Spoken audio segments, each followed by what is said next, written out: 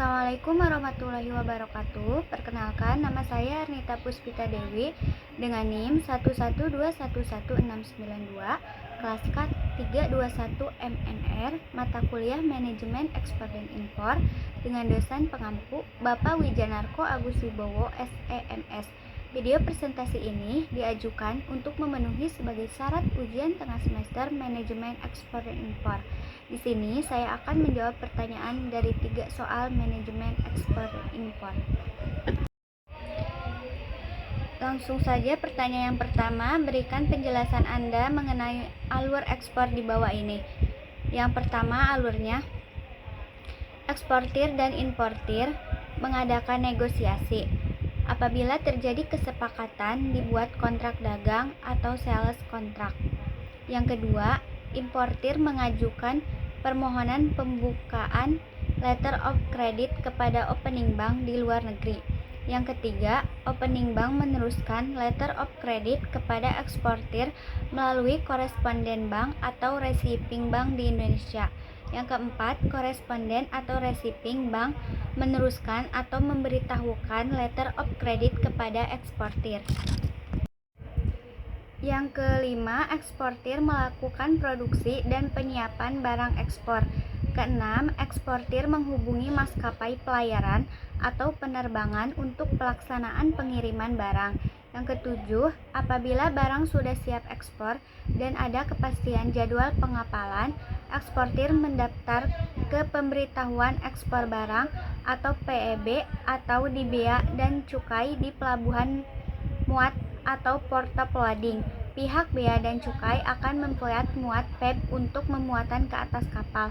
Kedelapan, kegiatan pemuatan barang ke kapal. Apabila diwajibkan oleh importir, barang ekspor harus disertai SKA.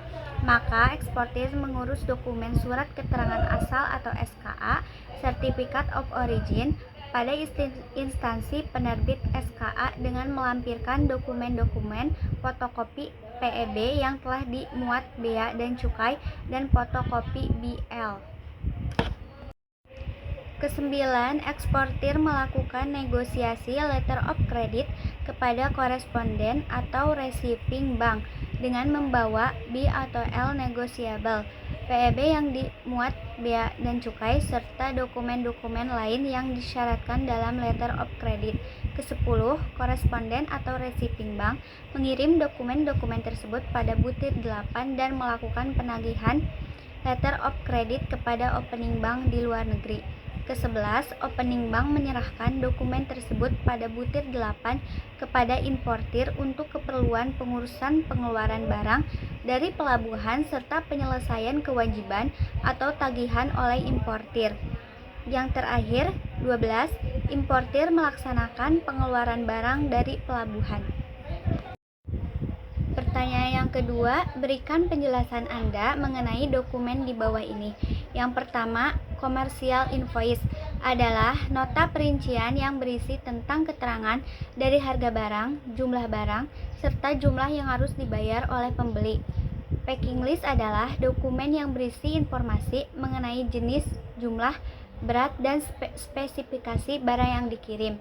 Yang kedua, letter of credit adalah teknik pembayaran perdagangan internasional yang bertujuan agar eksportir memperoleh langsung uang pembayaran dari importir tanpa menunggu konfirmasi dari negara pengimpor. Yang ketiga, bill of lading adalah dokumen legal yang berfungsi sebagai kontrak antara pengirim barang dan perusahaan transportasi seperti lini pengiriman laut, perusahaan truk maupun kereta api. Dokumen ini berfungsi sebagai bukti penerimaan barang yang dikirim dan juga sebagai bukti kepemilikan barang yang dikirim. Yang kelima, ada airway bill adalah dokumen yang menyertai barang yang dikirim oleh kurir internasional yang memungkinkan adanya pelacakan. Yang keenam, polis asuransi adalah istilah untuk menyebut kontrak perjanjian kerjasama secara tertulis antara perusahaan penyedia asuransi atau penanggung asuransi dengan nasabah pemegang polis. Yang ketujuh, shipping instruction atau SI merupakan perintah pengapalan barang dan ditujukan kepada agen perwakilan dari kapal yang akan mengangkut barang tersebut. Yang kedelapan, Certificate of Origin atau COO adalah merupakan sertifikasi asal barang di mana dinyatakan dalam sertifikat tersebut bahwa barang atau komoditas yang diekspor adalah berasal dari daerah atau negara pengekspor. Kesembilan, Certificate of Analysis merupakan dokumen yang menyatakan bahwa produk telah melalui pengujian laboratorium terakreditasi dan hasil pengujian kualitasnya telah memenuhi spesifikasi yang ditetapkan. Yang ke-10 ada Phytosanitary Certificate adalah sebuah dokumen wajib bagi pelaku usaha bidang pertanian dan perkebunan yang ingin melakukan ekspor ke negara lain. Yang ke-11, Fumigation Certificate adalah dokumen resmi yang dikeluarkan oleh otoritas yang berwenang untuk menunjukkan bahwa suatu barang atau kemasan telah diberikan perlakuan fumigasi. Yang ke-12, Veterinary Certificate adalah suatu dokumen yang menyatakan bahwa bahan baku suatu produk yang terbuat dari daging, kulit, atau hasil hewan lainnya telah bebas dari hama penyakit. Yang ke-13, Weight Note atau keterangan timbangan adalah dokumen yang berisikan rincian berat dari tiap kemasan barang sesuai yang tercantum dalam invoice. Yang ke-14, Measurement List atau daftar ukuran adalah dokumen yang berisikan rincian ukuran dan takaran dari tiap kemasan barang seperti panjang, tebal, diameter, serta volume barang. Pertanyaan selanjutnya yang ketiga, perhatikan bagan Incoterm 2020 di bawah ini. Yang pertama ada EXW, bekas pekerjaan atau bekas gudang. Ex-work adalah ketika penjual menyerahkan barangnya kepada pembeli di tempat penjual atau di tempat lain yang disebutkan, yaitu tempat kerja, pabrik, gudang, dan lain sebagainya. Penjual tidak perlu memuat barangnya ke kendaraan pengumpul apapun. Mereka juga tidak perlu mengeluarkan izin untuk diekspor jika izin tersebut tidak berlaku. Selanjutnya ada FCA atau operator gratis. Penjual menyerahkan barang kepada pengangkut atau orang lain yang ditunjuk oleh pembeli di tempat penjual atau tempat lain yang disebutkan. Para pihak disarankan untuk menentukan sejelas mungkin titik di tempat penyerahan yang disebutkan, karena resiko beralih ke pembeli pada titik tersebut.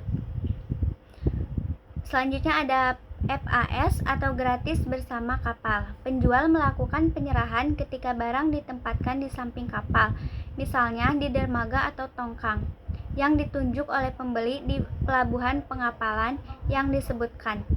Risiko kehilangan atau kerusakan barang berpindah pada saat produk berada di samping kapal.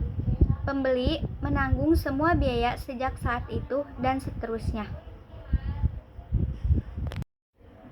Selanjutnya ada FOB, gratis di pesawat. Penjualan menyerahkan barang-barangnya di atas kapal yang ditunjuk oleh pembeli di pelabuhan pengapalan yang disebutkan atau membeli barang-barang yang sudah dikirimkan. Risiko kehilangan atau kerusakan barang berpindah pada saat produk berada di atas kapal. Pembeli menanggung semua biaya sejak saat itu dan seterusnya. Selanjutnya ada CVR, biaya dan pengangkutan penjualan menyerahkan barangnya di atas kapal atau membeli barang yang sudah diserahkan. Risiko kehilangan atau kerusakan barang berpindah pada saat produk berada di atas kapal. Penjual harus mengontrak dan membayar biaya dan pengangkutan yang diperlukan untuk membawa barang ke pelabuhan tujuan yang disebutkan.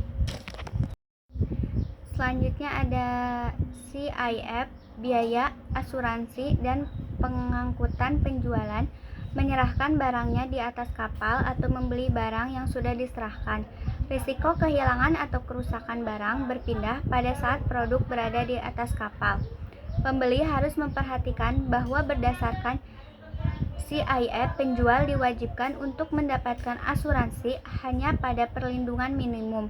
Jika pembeli ingin mendapatkan lebih banyak perlindungan asuransi, ia perlu menyetujui secara tegas dengan penjual atau membuat pengaturan asuransi tambahannya sendiri. Selanjutnya ada CVT atau pengangkutan dibayar ke penjual menyerahkan barang kepada pengangkut atau orang lain yang ditunjuk oleh penjual di tempat yang disepakati, atau jika ada tempat yang disepakati antara para pihak, penjual harus mengontrak dan membayar biaya pengangkutan yang diperlukan untuk membawa barang ke tempat tujuan yang disebutkan.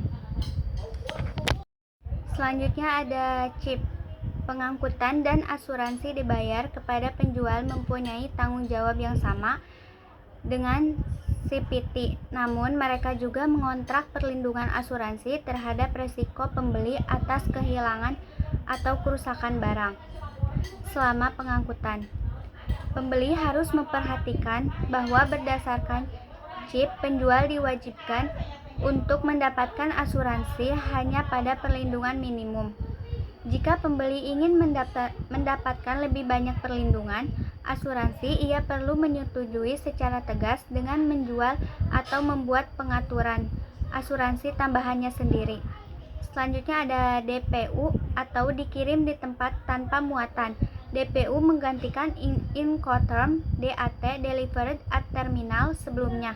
Penjual menyerahkan ketika barang setelah dibongkar diserahkan kepada pembeli di tempat tujuan yang disebutkan. Penjual menanggung semua risiko yang terkait dengan pengangkutan barang dan pembongkarannya di tempat tujuan yang disebutkan.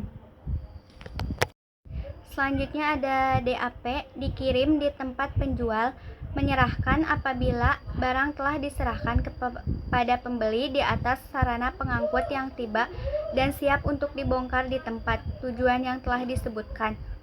Penjual menanggung semua risiko yang terkait dengan membawa barang ke tempat yang disebutkan. Selanjutnya ada DDP atau tugas terkirim dibayar. Penjual menyerahkan barang-barangnya ketika barang-barang itu sudah diserahkan kepada pembeli, telah disetujui untuk diimpor dengan alat pengangkut yang tiba dan siap untuk dibongkar di tempat tujuan yang disebutkan. Penjual menanggung semua biaya dan risiko yang timbul dalam membawa barang ke tempat tujuan.